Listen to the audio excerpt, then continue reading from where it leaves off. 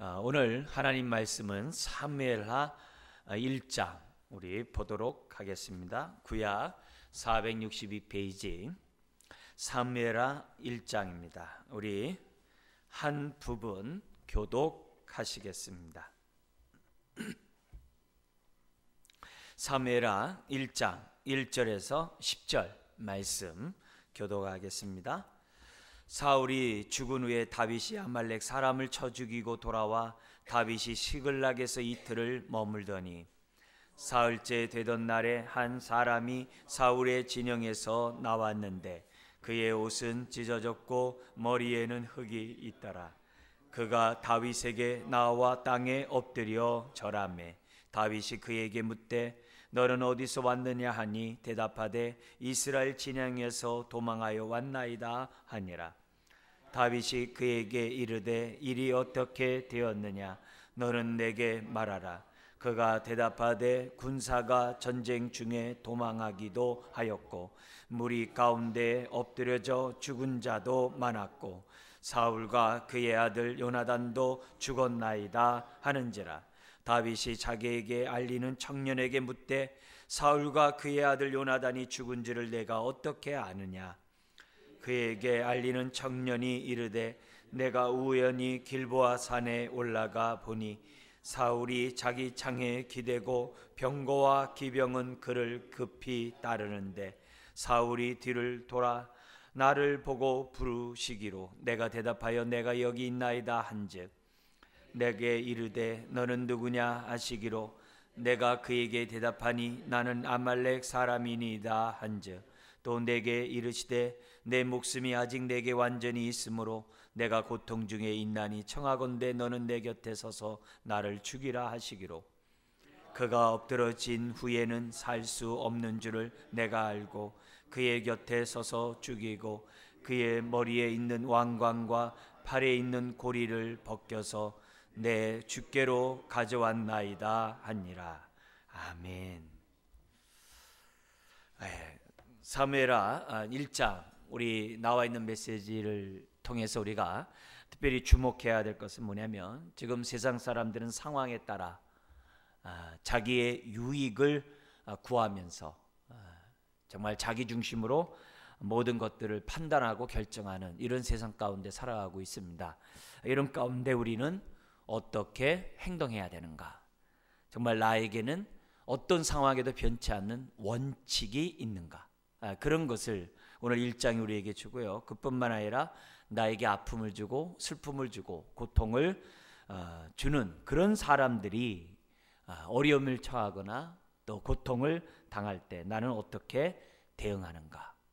정말 꿀 좋다. 나 같은 사람을 감히 건들다니 한번 정말 혼나봐라 뭐 이렇게 생각하는가? 아니면 1장에 나와 있는 것처럼 다윗같이 슬픔의 노래 조가를 부르면서 마음 아파하는 그런 마음이 나에게 있는가?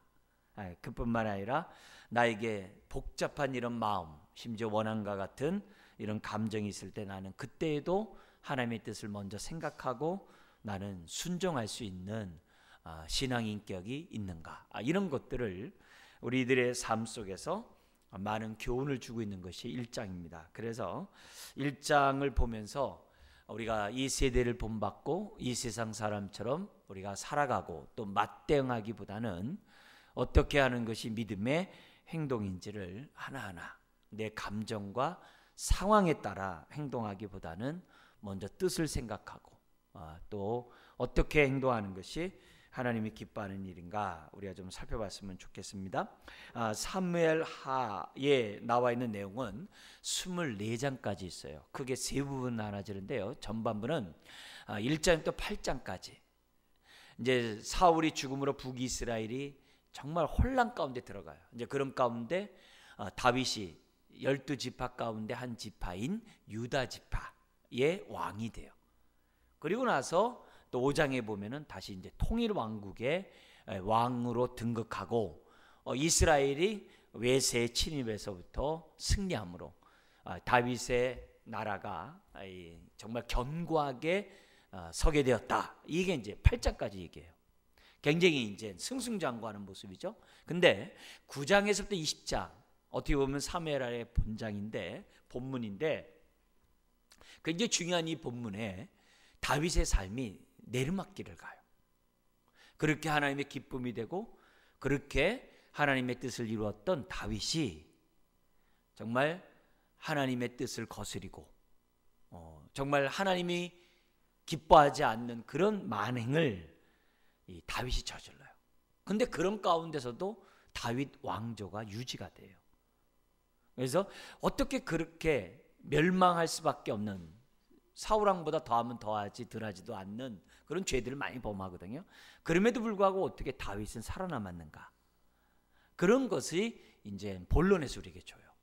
그리고 나서 21장에서부터 24장까지 사무엘서에 대한 그 요약을 딱 마무리하고 열왕기 상으로 넘어가요. 이제 그렇게 되어 있는 것이 이제 사무엘한데요. 요 사무엘 이 세 부분 중에서 첫 달라 1장에서 8장까지의 그 마지막에 있는 내용이나 9장에서부터 20장의 마지막에 있는 내용이 비슷한 것이 나와요. 그게 여러분의 강의 안에 있는데요. 사무엘하 8장 16절에서 18절에 보면 다윗이 나라로서 이스라엘의 국가로 통일 국가로서의 위상을 세우고 견고한 나라를 세웠다라는 것을 뭘로 설명하냐면은 여러 가지 직제, 대통령이 있고 장관이 있고 여러 가지 정말 이렇게 직분을 맡고 있는 그런 사람들이 한 국가로서의 조직을 갖추는 것처럼 이스라엘이 이런 조직을 갖췄다는 게 사무엘하 8장에 나와요. 근데 본론에서도 그 비슷한 얘기가 또 나와요. 그렇게 다윗이 하나님 앞에 악을 행하고 하나님의 뜻대로 살지 않고 정말 하나님의 아픔을 주었던 다윗과 그의 나라지만은 그럼에도 불구하고 하나님은 언약에 신실하셔서 다윗 왕조를 세워나가겠다 그랬잖아요. 언약에 신실하셔서 그렇게 죄악 가운데 있음에도 불구하고 하나님이 그 나라를 든든히 세워져 가게 하는 그 증거로 똑같은 국가 조직이 또 한 번 반복을 해요. 그러니까 하나님의 은혜죠. 이제 이런 내용들을 이렇게 보면서 사무엘이 말하고자 하는 의도를 이런 세 개의 단락 나누는 걸 통해서 알 수 있어요. 또 그리고 여러분의 강의한 뒤를 보면은 한번 우리가 좀 전체 사무엘 상하의 구조를 한번 보면 좋을 것 같아요. 우리가 사무엘 상하로 나눠져 있지만 원래 한 권 아니겠어요? 그러니까 우리 총괄적으로 한번 잠깐 보면 강의 한번 보시죠. 거기 이제 중간중간마다 그 나와 있는 그 구조의 내용이 뒷부분과 서로 이렇게 같은 얘기들이 다 반복돼요. 반복되는데 그런 얘기들은 제가 다 빼버리고 중요한 내용만 한번 보시면 여기서 사무엘 상하에서 제일 중요한 전환점이 되는 것이 사무엘상 21장에서 31장이에요. 거기 보면은 전환점 한 다음에 사울과 다윗의 삶이 역전이 되는 그 사건이 사무엘서의 이제 중요한 모습이에요. 근데 역전이 되는 이제 그 이유들은 이제 우리가 이제 살펴봤습니다만 또 근데 처음에 보면은 사무엘상 1장에서 7장 내용과 제일 반대쪽에 있는 사무엘하 21장에서 열왕기상 2장까지 내용이 일치를 해요. 비슷해요.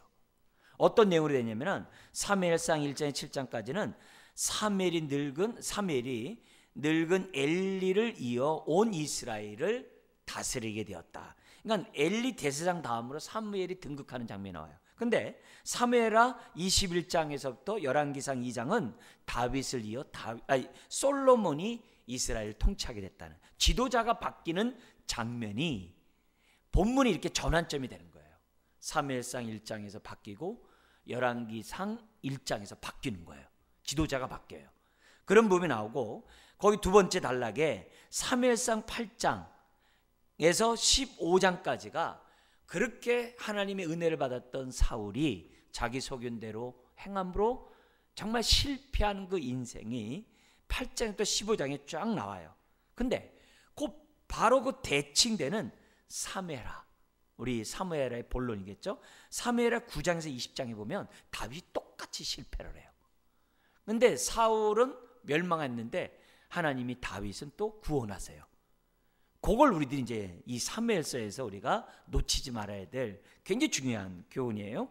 그다음에 세 번째 단락이 뭐냐면 사무엘상 16장에서 또 20장이 나와요. 거기 보면은 다윗이 사울의 궁정에서 유명해져요. 아주 인정받고 존경받고, 근데 어느 정도까지냐? 사울은 이 죽인 자는 천천히요, 다윗 죽인 자는 만만히 되었다고 할 정도로 아주 다윗이 이스라엘 그 왕국에서 아주 존경을 받는 그런 장면이 이제 나오게 됩니다. 근데 그 바로 대칭이 사무엘하 오늘서부터 보는 1장부터 8장까지예요. 다윗이 온 이스라엘에서 유명해지는 그런 장면이 오늘 이제 사무엘하 1장부터 8장에 나오고 있어요. 그러니까 사무엘 상하가 어떻게 시작해서 또 정점에 가서 어떻게 바뀌었고, 사울에서 다윗으로 바뀌었고, 그 결과 다시 어떻게 얘기가 전개되는지 그런 구조를 통해서 보면은 이해가 아주 빨라요. 그리고 각 구조마다 그 강조점이 있는데 그 내용이 반대쪽에 또 똑같이 나와요. 왜 그런지 아세요? 히브리 사람들은요, 글을 기록할 때 이렇게 기록을 해요. 어떤 사건을 기록할 때마다 첫째, 둘째, 셋째 한 다음에 그 다음에 어떻게 돼요? 우리 설명할 때 첫 번째를 설명하고 두 번째 설명하고 세 번째 설명하는 식으로 안 해요. 히브리인들은 대부분 첫째, 둘째, 셋째 하면요, 셋째, 둘째, 첫째 이렇게 설명해요. 이게 대칭 구조라고 그래요. 그래서 대부분의 구약 성경들은 다 그런 구조로 돼 있어요. 그래서 그런 구조를 우리가 성경을 보면은 그만큼 한눈 안에 구조가 외우게 되고, 그리고 우리가 돼요, 성경을 가만히 있으면 사무엘 상하가 거기서 이렇게 다 이렇게 외워져요. 가만히 있어도 본문이 어떻게 돌아가는지를 금방 외워지는 그런 식으로 돼 있어요. 우리는 지금 이제 성경책이 있어서 이렇게 일일이 봅니다만 옛날 사람들은 다 외웠잖아요. 다 외워서 말했잖아요. 그래서 모세오경도 외우기 쉬운 구조로 다 돼 있어요.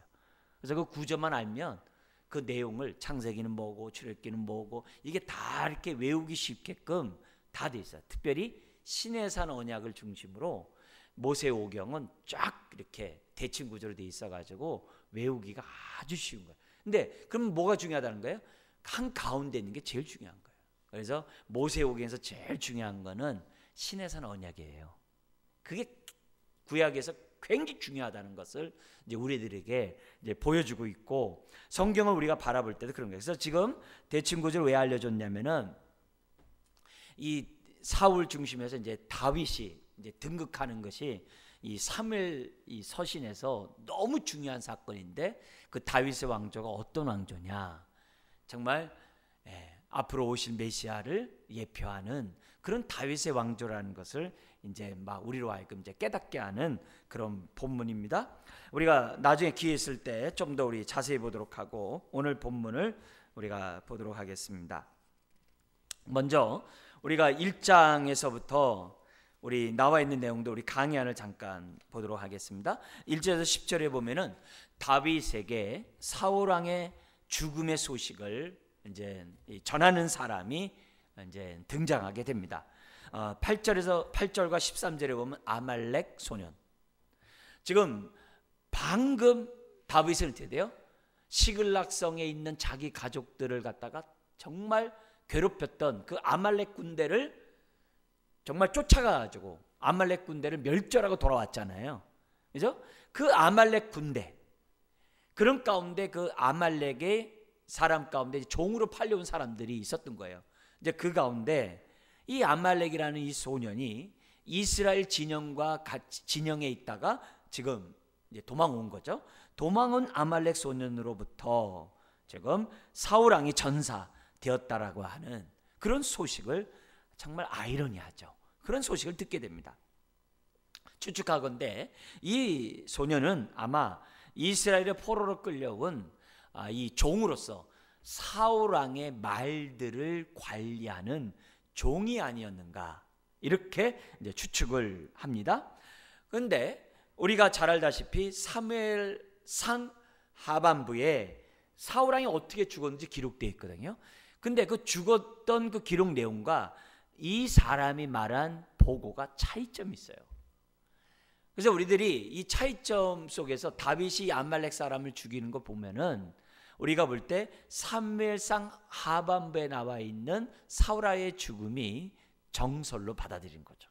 그러니까 이 소년은 다른 데도 안 가고 다윗에게 와가지고 사울왕이 죽었다는 그 소식을 다윗에게 제일 먼저 알렸는데, 알린 이유가 뭐냐? 사울왕과 다윗과의 갈등을 알고 있었거든요. 측근에서 사울왕이 얼마나 다윗을 죽이려는 거 알고 있었거든요. 그렇기 때문에 누구보다도 사울왕의 죽음을 먼저 알리면 다윗이 자기를 칭찬하고 심지어는 상을 줄 것이라고 뭐냐면 기대했다는 거죠. 그래서 다윗에게 와가지고 자기가 마치 죽인 것처럼 이제 사울왕의 죽음을 다윗에게 고발했다는 거죠. 자, 이렇게 우리가 해석이 가능했던 이유는 사무엘하 4장 10절을 한번 보겠습니다. 사무엘하 4장 10절에 보면은 이런 표현이 등장하게 되는데요. 같이 한번 읽겠습니다. 전에 사람이 내게 알리기를 보라 사울이 죽었다 하며 그가 좋은 소식을 전하는 줄로 생각하였어도 내가 그를 잡아 시글락에서 죽여서 그것을 그 소식을 전한 가품으로 삼았거든. 이렇게 돼 있거든요.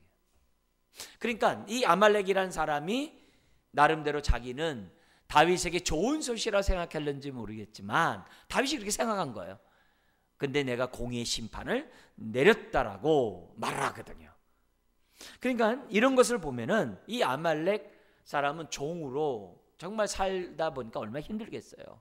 어떤 기회가 있으면 자기가 호기를 잡으려고 하는 것이 인생이겠죠. 인간이겠죠. 그래서 이것보다 더 좋은 소식이 없기에 다윗에게 와서 보상을 받으려고 했지만 끝내 그런 공의의 심판을 받는 그런 처지가 되었던 것을 보게 됩니다. 자, 그러자 이 소식을 들은 다윗과 이스라엘의 백성들의 반응이 나옵니다. 그게 11절에서부터 16절에 나오는데요. 핵심은 여기 나와 있는 것처럼 11절 12절 같이 한번 읽겠습니다. 이에 다윗이 자기 옷을 잡아 찢음에 함께 있는 모든 사람도 그리하고 사울과 그의 아들 요나단과 여호와의 백성과 이스라엘 족속이 칼의 죽음으로 말미암아 저녁 때까지 슬퍼하여 울며 금식하니라. 아마 이 아말렉 사람은 기가 막혔겠죠, 그죠? 예? 정말 좋은 소식하고 막 그냥 축제다 이렇게 할 줄 알았는데 이제는 우리 고향으로 돌아갈 수 있다 뭐 이렇게 생각할 줄 알았는데 거기서 울면서 심지어는 금식하니 옷도 찢고 그렇게 하니 이 아말렉 사람이 얼마나 놀랐겠어요. 그리고 나서 14절에서 16절에 뭐냐면 하나님이 세운 기름 부음 받은 종을 네가 함부로 그 목숨을 해쳤다 해서 공의의 심판을 내리는 그런 장면이 오늘 이 16절에 나오는 것을 16절까지 나온 것을 보게 됩니다. 자, 우선 여기서 우리가 교훈들을 좀 우리가 삼고자 하는데요. 다윗은 사울왕에 대한 이 마음이 한결같았던 것을 보게 돼요. 이미 사무엘상에서도 사울왕을 2번씩이나 죽일 수 있는 기회가 있음에도 불구하고 안 죽였어요. 왜요?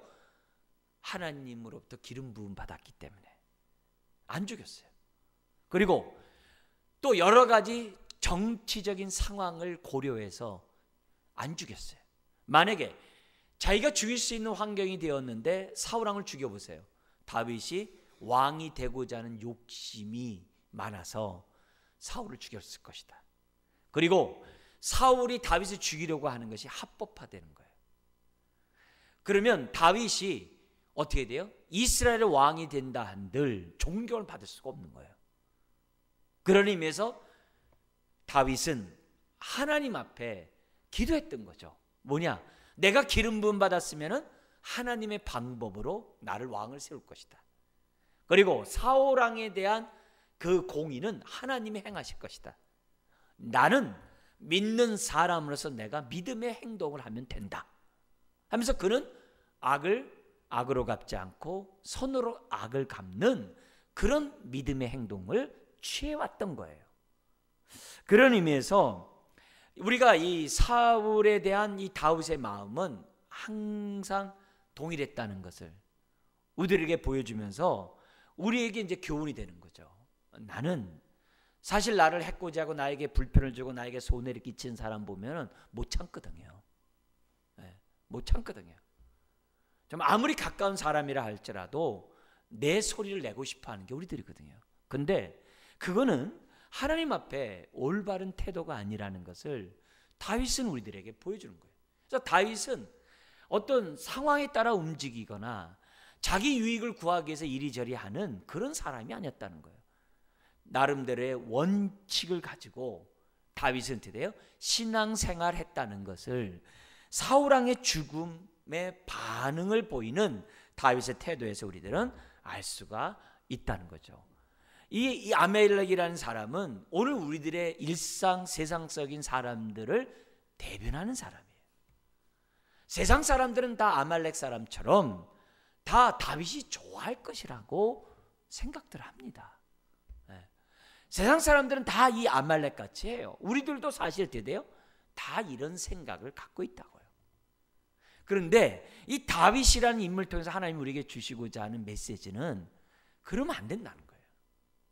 왜냐? 예수님을 믿는 사람이기 때문에 그래요. 근데 우리는 사실 그러지 못하거든요. 아말렉 같이 행동할 수밖에 없는 게 우리들이거든요. 근데 감사하게도 이런 나를 예수님이 대신 십자가에 죽으심으로 우리 죄를 용서하시고 우리를 의롭다고 하셨잖아요. 이런 나를 아말렉과 같이 안갚음하고 아말렉 같이 생각하는 나를 자녀를 삼으셨잖아요. 그렇다면은 오늘 우리들이 이런 메시지를 보면서 우리는 뭐예요? 다시 한번 주님이 우리에게 주시는 메시지에 귀를 기울여야 돼요. 그게 뭐냐? 너희를 핍박하는 자들을 위하여 축복하고 너희에게 슬픔과 고통과 아픔을 자는 자들을 위하여 어떻게 돼요? 악을 악으로 갚지 말고 선으로 그들을 대할 것을 우리 예수님께서 우리에게 말씀하셨잖아요. 그렇다면은 우리가 이 다윗뿐만이 아니라 우리 주님의 가르침도 상황에 따라 자기 유익을 따라 결정하지 말고 다윗 같은 사람도 그렇게 했던 것처럼 우리 주님이 그러했다고 한다면 주님, 우리가 세상 사람처럼 따라가지 않을 수 있도록 나에게 은혜를 달라고. 이런 메시지를 통해서 우리들이 정말 하나님 앞에 교훈을 얻어야 되고 고백해야 한다는 거죠. 그래서 이 말씀을 보면서 지금까지 내 삶이 어땠는지 한번 보는 거예요. 나에게 해코지 하고 나에게 불이익을 주고 나에게 고통을 준 사람에게 맞대응했는가? 아니면 정말 우리 주님이 우리에게 가르쳐준 것처럼 정말 용서하고 축복했는가?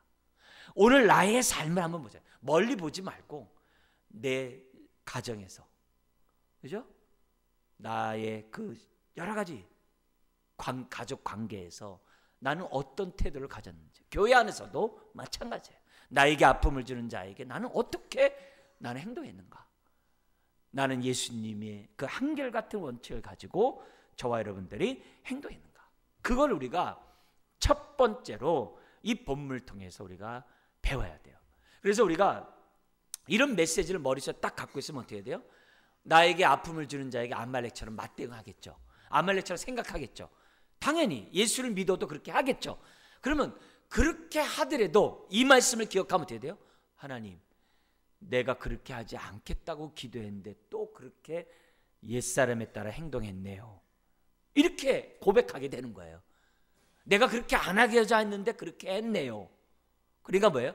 내가 다시 한번 내가 용서를 구하니 내가 다음번에는 내가 정말 주님이 나에게 말씀하신 그 원칙대로 다윗이 행동했던 이 삶대로 내가 행동할 수 있도록 선으로 악을 대할 수 있도록 나에게 은혜와 능력을 달라고 우리 한 번 더 기도하자. 그러면 그 기도가 2번 할 수도 있고 3번 할 수도 있고 10번 할 수 있어요. 아니 100번 할 수도 있어요. 그래도 어떻게 돼요?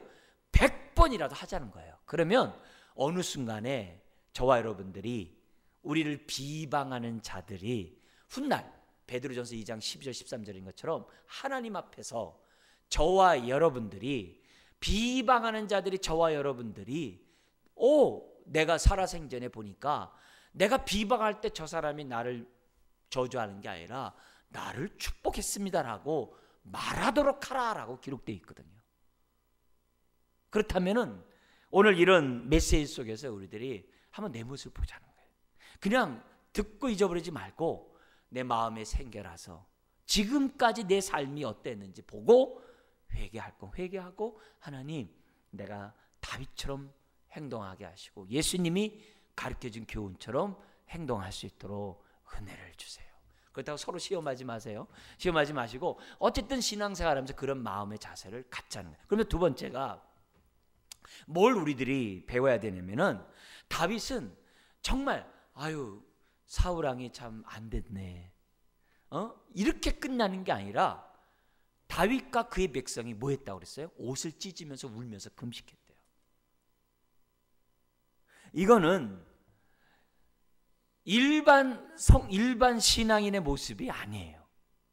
이거는 그만큼 다윗이 지난 10년간 광야 생활하면서 연단되어진 신앙 인격이 있었기 때문에 다윗이 울며 금식하면서 하나님 앞에 옷을 찢은 거예요.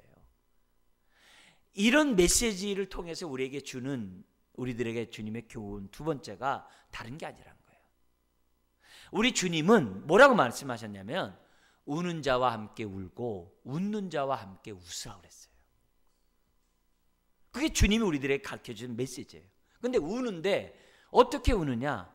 정말 그 사람의 심령과 우리가 어떻게 돼요? 한 마음이 되는 가운데 웃는 자세를 가질 것을 주님 우리에게 가르치거든요. 그런 의미에서 다윗은 진심으로 슬퍼한 거예요. 사울왕의 죽음을, 자기를 죽이려고 하는 그 사울왕의 죽음을 진심으로 울었다는 거예요. 네? 여러분, 나는 원래 태어날 때부터 정서의 황무지야, 나는 그래서 그렇게 울지 못해, 그렇게 말하지 말고 우리가 어떻게 돼요? 내가 하나님의 은혜를 알면 정말 사람은 감정이입이 되게 돼 있거든요. 그런 의미에서 다윗은 사울왕의 죽음의 앞에서 정말 울었다는 거예요. 울었다는 거예요. 물론 요나단과 이스라엘 백성이 이방인에게 죽은 그 슬픔 때문에 다 복합적으로 우는 거예요. 그러나 우리가 기본적으로 우리들이 슬픈 자에게 위로할 때 가장 큰 위로는 함께 우는 거잖아요. 그것을 다윗이 오늘 우리들에게 삶을 통해 보여준 거고, 예수님도 삶을 통해 보여준 거예요. 우리 잘 알다시피 나사로가 죽었을 때 정말 무덤 앞에서 우리 주님이 우시잖아요. 그런 모습이 정말 믿는 사람, 신앙 인격을 갖고 있는 사람들이 가져야 될 태도라는 거예요. 그거를 우리가 이런 사무엘하 1장의 교훈을 통해서 첫 번째, 두 번째, 그런 교훈을 저와 여러분들이 우리가 배워야 합니다. 그래야 뭐 하지 않을 수 있어요? 사리사욕에 따라 행동하지 않을 수 있고, 자기 유익에 따라 행동하지 않을 수 있고, 심지어는 어떻게 돼요? 개인의 영광, 유익을 위하여 결정하지 않을 수 있고, 심지어는 어떻게 돼요? 나에게 고통 주는 사람에게 인격 모독하거나 욕을 하는 것을 막을 수가 있는 거예요. 내가 그만큼 죄를 짓지 않는 사람이 나에게 정말 은혜로 주어질 수 있다는 것을 우리들에게 보여준 거예요. 여기서 뭐 기름 부음 받은 사울이기 때문에 죽이지 않았다, 그렇기 때문에 오늘날 기름 부음 받은 자는 목회자니까는 목회자인데 이러면 안 돼요, 그런 얘기하는 게 아니에요. 이런 얘기하는 게 아니고, 모든 생명은 하나님의 것이거든요. 모든 생명 하나님의 거예요. 그래서 모든 생명은 다 뭐예요? 다 귀한 거예요. 그것을 지금 본문이 우리들에게 요구하고 있는 거거든요. 그렇다면은 우리가 이런 메시지를 갖는 것이 굉장히 중요해요. 자, 그래서 어떤 일을 할 때마다 원칙과 정말 기준, 정도에 따라, 말씀에 따른 정도에 따라 다윗처럼, 예수님처럼 저와 여러분들이 움직이자는 거죠. 자, 그러면서 한 가지 더 교훈, 세 번째 게 있어요. 그게 뭐냐면은, 다윗은 이렇게 기회주의자인 아말렉 사람에게 공의의 심판을 내려요. 이 얘기는 벌써 뭐예요? 다윗이 벌써 왕의 입장에서, 지금 자기를 따르는 군사들 600명이 있었잖아요. 그리고 식솔들이 있었잖아요. 그리고 앞으로 이스라엘 국가를 지금 세워가야 되는 이제 시점이 된 거죠. 사울 왕이 죽었으니까 뭔가 하지 않겠습니까? 바로 그 첫 사건이 아말렉 사람을 어떻게 처리하는 사건이에요. 앞으로 그가 왕으로서 이제 정말 유다와 이스라엘 통치하게 될 터인데, 이런 사건 앞에서 지금 다윗은 뭐 하고 있는 거예요? 하나의 본보기를 보여주는 거예요. 이게 굉장히 중요해요. 왜냐? 오순절 성령이 임한 다음에 초대교회에 어떤 일이 벌어지냐면은 자기 물건을 통용하는 일들이 생겨나게 됩니다.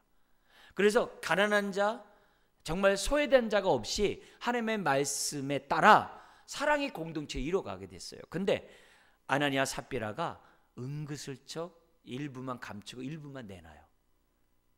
본보기로 죽었어요. 그건 그렇게 하는 거예요. 아론의 두 아들이, 하나님이 번제단의 그 불은 거룩한 불이니 아무 불을 쓰는 게 아니라 구별된 불을 쓰라 그랬어요. 근데 아론의 두 아들이 마음대로 했다가 불타 죽었어요. 왜요? 본보기예요. 그래서 이런 사건을 통해서 다윗은 뭐예요? 앞으로 내가 정말 이 나라를 통치하고 다스리는 데 있어서 나의 원칙은 하나님의 공의에 따라 나는 할 것이다. 그 선언을 다윗이 함으로 리더로서의 자기 위상의 첫 발을 지금 내딛고 있다는 거예요.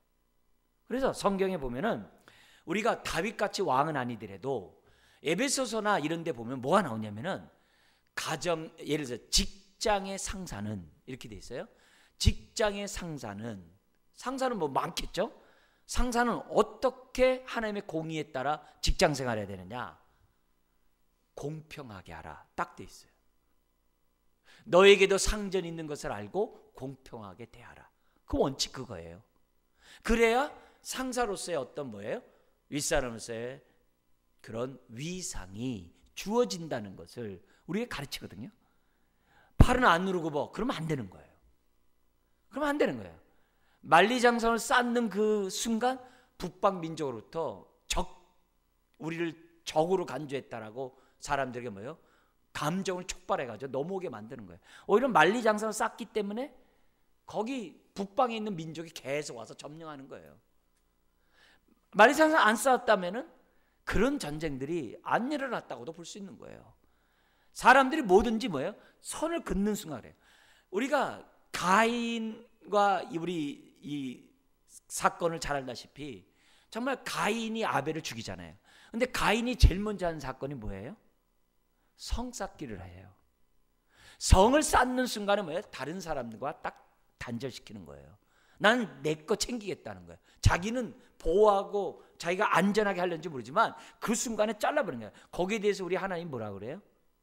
내가 너희의 성벽, 성곽, 그것도 뭐라 그래요? 불성곽이 되게 해주겠다라고 우리 하나님 말씀하시는 거예요. 내가 너희에게 구름기둥 불기둥이 되어 너희의 불성곽이 되게 하리라. 그러니까 우리가 신앙생활 할 때 정말 조심해야 될 것이 뭐냐면 내 거 하는 순간에 상대방과 단절되는 거예요. 단절되는 거예요. 뭐든지 다 마찬가지예요. 그러기 때문에 우리들이 신앙생활하면서 항상 어떻게 돼요? 내 편 하면 끝나는 거예요. 바른 안으로 그러면 끝나는 거예요. 우리가 남이가 그러면 끝나는 거예요. 항상 공평하게 하는 것이 우리가 하나님을 믿고 따르는 저와 여러분들이 가져야 될 태도란 거예요. 내 자식이라니까 봐주고 남의 자식 안 봐주고 그러면 안 되는 거예요. 항상 공평하게 하려고 하는 사람이 리더예요. 그래야 그 사람 밑에서 사람들이 안전하게 자기 역할들을 감당할 수 있는 거예요. 그렇지 않으면 어떻게 돼요? 다 눈치 보는 거죠. 우리나라가 그래서 불행한 거 아니겠어요? 정권이 바뀔 때마다 다 가지치기 하고 서로 막 성긋게 하고 이러니까 어떻게 돼요? 끝나질 않는 거예요. 어린아이적인 그런 태도가 끝나질 않는 거예요. 그리고 상대에 대해서 당연히 공의롭게 칼날하는 걸 뭐예요? 또 당연하게 생각해. 누구예요? 오늘 본문의 아말렉처럼. 그러면 안 되는 거예요. 우리가 다 한 나라 한 민족으로서의 생각들을 저와 여러분들이 가지면서 사는 것이 무엇보다 필요하고 또 그런 지도자들이 되도록 우리는 또 뭐예요? 국가를 위해서 기도를 해야 되겠죠. 그런 모습들을 우리가 갖고 두 번째 단락을 우리가 한번 보면 17절부터 27절에 나와 있는 얘기입니다. 근데 다윗이 우리가 뭐냐면 그것을 슬퍼하는 끄는 게 아니라 조가를 지었어요. 이게 다윗의 이 달란트가 나오는 거죠. 그리고 이 조가를 지음으로써 어떤 효과가 있어요? 노래는요, 사람들이 따라 부르게 돼 있어요. 그래서 이 노래는 강력한 메시지예요. 예나 지금이나 똑같아요. 노래는 같은 노래도 수백 번 불러도 지루하지가 않아요. 그런 의미에서 다윗이 자기의 달란트를 활용해 가지고 조가를 만들었어요.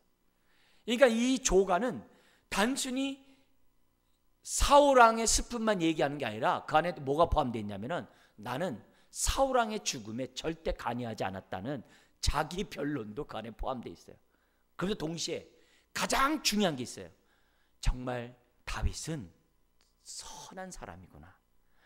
야, 다윗은 이 사울왕과 이스라엘 백성의 죽음을 그렇게 슬퍼하는 정말 사람이구나. 선한 사람이고 선한 지도자구나 라는 것을, 왜냐하면 군대 장관을 했던 사람이잖아요. 그런 사람이라는 것을 노래를 통해서 뭐예요? 아주 각인시키는 그런 효과가 있다는 거예요. 그래서 그런 의미에서 다윗이 나는 그것 때문에 난 조가졌다 그렇게 얘기하진 않아요. 그렇지만은 다윗같이 지혜로운 사람이 그걸 왜 모르겠어요? 다 알겠죠. 그래서 조가를 불러가지고 이스라엘 전체가 노래를 부르게 하는 거예요. 그 소리가 들리게 하는 거예요. 그러면 저 북쪽에 있는 이스라엘 사람들이, 그 지파 사람들이 어떻게 생각해요? 아, 다윗은 정말 좋은 사람이었나 보다. 괜히 사울왕에게 이렇게 핍박받아가지고 이렇게 됐구나. 그런 말이 사실인가 보네. 이런 얘기들이 나중에 돼가지고 이런 조가의 영향으로 어떤 일이 벌어지냐면은 유다의 왕이 될 뿐만이 아니라 이 조가를 통해서 어떤 일이 또 벌어지냐면은 북쪽에 있는 이스라엘 사람들이 남유다와 통합을 해요. 북쪽의 백성들이 와서 왕이 되라고 옹립을 해요. 그 원인이 되는 그런 효과가 이 조가에 있다는 것을 우리가 생각해 보면은, 이것도 하나의 역할을 감당하는 걸 보면은 다윗이 얼마나 지혜로운 사람인가, 이런 것들을 우리들이 깨닫게 됩니다. 자, 근데 이 조가의 내용을 잠깐 강연을 보시면은요, 사울왕의 잘못은 다 감춰요. 그리고 사울왕의 용맹함과 정말 탁월한 리더로서의 그런 통치력을 강조하고, 안타깝게도 정말 이 블레셋 이방 나라에 의해서 죽었다는 그 사실에 대해서 의분을 표현을 해요. 그거는요, 다른 이스라엘 사람들의 마음에 공감을 주는 거예요. 블레셋에서 죽었다는 다 알거든요. 그러니까 이 다윗의 이런, 나도 이런 의분을 갖고 있다. 아니, 알고 봤더니 블레셋에 빌붙어 가지고서 자기 목숨을 연명하고 그런 줄 알았는데 그게 아니야? 이런 것들이 이 조가 안에 다 들어가 있는 거예요. 다윗에게 오해를 줄 수 있는 요소들을 해결하는 데 필요한 그런 다윗에 대한 정보가 이 조가 속에 있다는 것을 우리는 알 수 있는 거예요. 자, 이 조가에서 아주 압권이 뭐냐면은 19절, 25절, 27절에 세 번씩이나 반복하는 단어예요. 우리 19절만 한번 읽어볼까요? 이스라엘아, 내 영광이 산 위에서 죽임을 당하였도다. 오호라, 두 용사가 엎드러졌도다. 사울과 요나단이겠죠? 오호라, 두 용사가 엎드러졌도다. 25절도 보세요. 오호라, 두 용사가 전쟁 중에 엎드러졌도다. 27절도 보세요. 오호라, 두 용사가 엎드러졌으며 싸우는 무기가 망하였도다. 여러분, 히브리어는요, 이 최상급이 없어요. 최상급을 하려면요, 반복하면 최상급이에요. 비교급 최상급이에요. 그래서 거룩 그러면 어떻게 돼요? 지극히 거룩하다, 이런 뜻이에요. 히브리어는 그렇게 반복으로 최상급을 나타내요. 그게 히브리인들의 특징이에요. 그런 시각에서 이 시를 보면은 다윗이 정말 슬퍼한다는 것을 보여주는 거예요. 정말 안타깝다는 것을 이 시에서 딱 보여주는 거예요. 그러니까 한 번만 오라, 두 용사 엎드려다 끝나면 끝난 거예요. 근데 두 번, 세 번 반복하면은 그 말이 듣는 사람으로 하여금 이렇게 마음에 확 와닿는 그런 시가 오늘 이 본문이라는 거죠.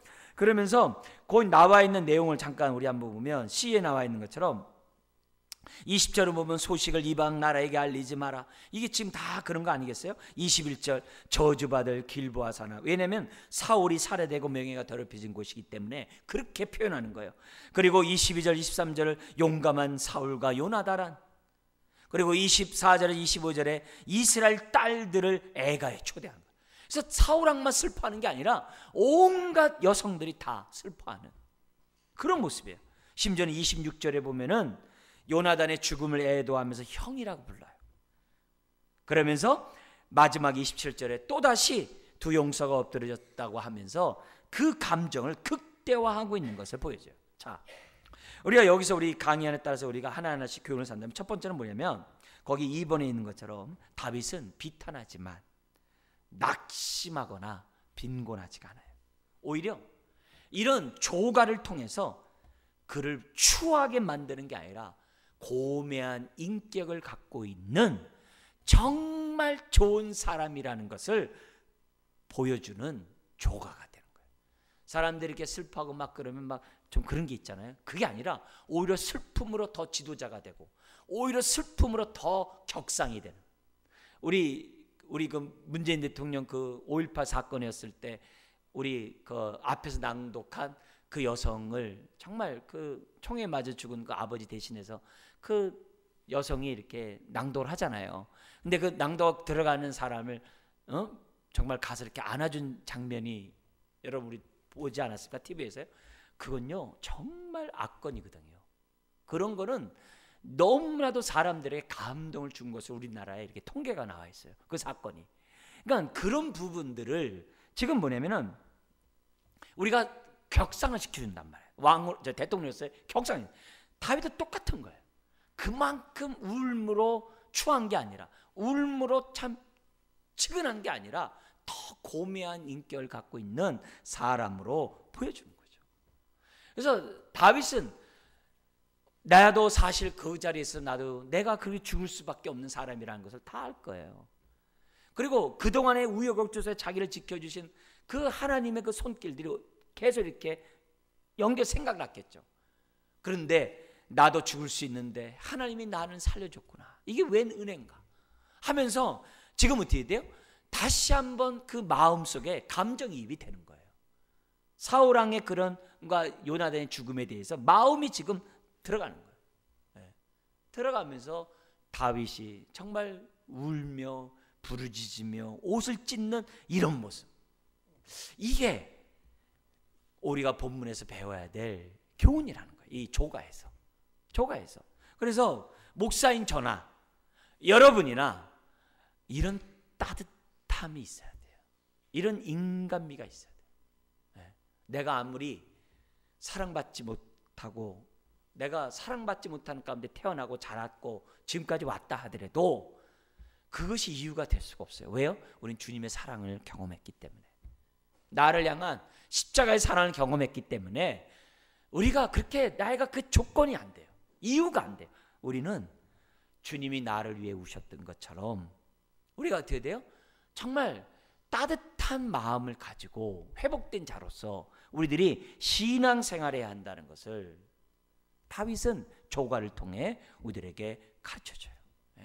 다윗은 사울왕 보고 속으로 꼴 좋다, 나를 괴롭히더니 멸망받았다, 그렇게 생각하지 않았어요. 오히려 울면서 정말 하나님 앞에 정말 자기 마음을 보여주고 있는 것이 이런 다윗의 모습이에요. 그래서 이런 모습을 보면서 하나님, 나도 이렇게 따뜻한 사람 되게 해주십시오. 나를 해하는 자에게 정말 이렇게 마음 아파할 줄 아는 그런 사람이 되게 해주십시오. 이걸 보면 정말 다윗은 10년간 도망 다니길 잘한 거예요. 그래서 정금같이 되어 정말 이렇게 나온 정말 성령 충만한 사람이었던 것을 본문을 통해 우리가 보여줍니다. 자, 그러면 두 번째 교훈이 뭐냐면 오늘 이 따뜻한 이런 이 다윗의 모습뿐만이 아니라 두 번째 교훈이 뭐냐면 강의 안에 있는 것, 여기 있는 것처럼 뭐냐면 그가 살아있다는 증거예요. 그가 살아있고 그 사회가 공동체가 살아있다는 증거예요. 굉장히 중요해요. 예를 들면 우리나라의 그 을사조약에 의해서 나라가 이제 국가가 이제 일본에게 이제 넘어갔잖아요. 그때 시일야 방성대곡이라는 거 우리 학교에서 배웠잖아요. 그죠? 그걸 이제 신문에다 장지연이가 딱 써내가지고 정말 이 나라의 뭐냐면 슬픔을 얘기했잖아요. 벌써 그런 나라의 고통을 놓고 그렇게 슬퍼하는 사람이 있다는 자체는 그 사회가 건강하다는 거예요.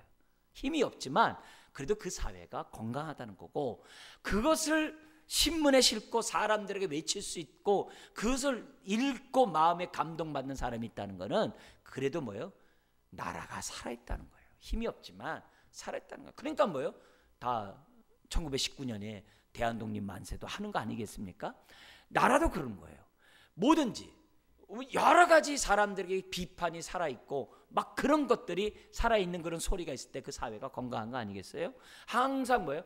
팍스 로마나라고 그래요. 로마가 통치하던 시대는 평화 시대인데 그 평화는 무슨 시대냐? 총칼에 의한 평화예요. 까불면 다 죽여요. 북한이 평화롭대요. 왜요? 권총에서 권력이 나온다고 했거든요. 권총에서 권력이 나온다 했거든요. 김정일이 한 말이에요. 그러니까 그 앞에서 까불었다면 다 죽는 거예요. 뭐라 하면 다 죽어. 그냥 막 그냥 한다고요. 그거는 평화가 아니에요. 평화란 그건 팍스 로마라고 그래요. 그건 거짓된 평화예요. 그게 아니라 정말 그 어떤 상황에서도 자기 소리를 내고 정말 이 사회의 아픔을 놓고서 외치고, 옛날에 뭐 김지아 시인 같은 경우에 오적 그래가지고서 다섯에 도둑놈 해가지고 시 쓴 거 있잖아요. 그렇게 외치는 소리가 있어야 이 사회가 민주화가 이루어지는 거고 그게 사람 살만 나는 거예요. 우리 개인도 마찬가지예요. 다윗이 이렇게 할 수 있었다는 얘기는 다윗이 살아있기 때문에 그래요.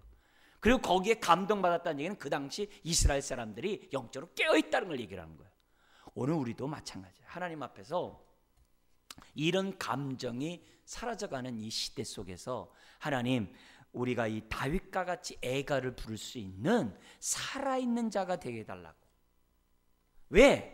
아직도 이 세상은 눌려있고 불평등하고 불공평하고 불의하고 여러 가지 어둠의 요소들이 너무 많은 세상이거든요. 그러니까 그런 세상에 소리를 내는 사람들이 오늘 뭐예요? 교회가 돼야 되는 거고 저와 여러분들이 돼야 한다는 거죠. 적극적으로 표하든 간접적으로 표하든 어쨌든 하나님의 소리를 내는 우리가 돼야 한다는 것을 우리들에게 가르쳐줘요. 그러니까 이 다윗은 진리가 살아있다는 거고 생명이 있다는 거고 믿음이 있다는 것을 단적으로 보여주는 그런 장면이에요. 만약에 다윗이 사울과 요나단을 사랑하지 않다면 이런 얘기가 안 나오겠죠. 그러니까 아픔도 통감하는 거고 그런 속에서 이런 외침이 있는 거란 거죠. 자, 마지막 한 말씀하고 마치겠습니다.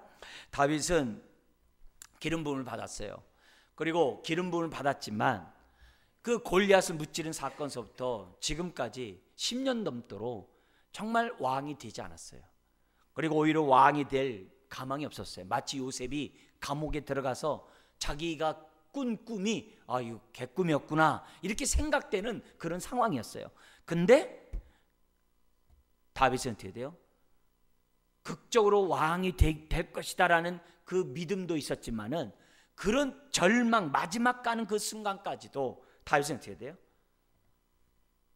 기름 부음 받은 종으로 행동했고 그런 기회가 있을 때마다 하나님의 공의를 드러냈고 그런 어떤 상황이든지 간에 자기가 어떻게 돼요?